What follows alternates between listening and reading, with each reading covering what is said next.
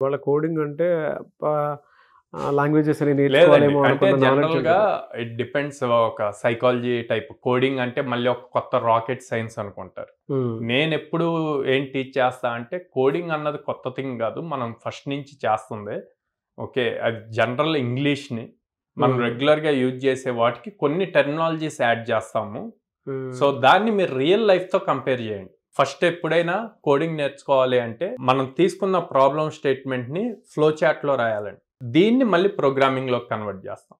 ఎప్పుడైతే ఈ flow chart రాయటం వస్తుందో, ప్రోగ్రామింగ్ ఈజీ అవుతది. ఓకే. అంటే వచ్చిన ప్రాబ్లమ్ స్టేట్మెంట్ తనకి ఈజీగా అర్థమవ్వాలి. సో, బేసిక్ సెన్స్ తెలిసుండాలి అవును. అసలు. లాజికల్ థింకింగ్ అక్కడే అంటాం. ఆ హ్మ్. లాజికల్ థింకింగ్ ప్రాపర్‌గా చేయగలిగితే గనక ఈజీ అవుతుంది. సో, అందుకే మన దగ్గర కోడినాల్లో టెక్నికల్‌తో పాటు లాజికల్ రీజనింగ్ గూడా నేర్పిస్తాం. అప్పుడు ఈజీగా జాబ్స్ మనం చూపించిన ఆపర్చునిటీస్ ఈజీగా క్రాక్ చేయగలుగుతారు.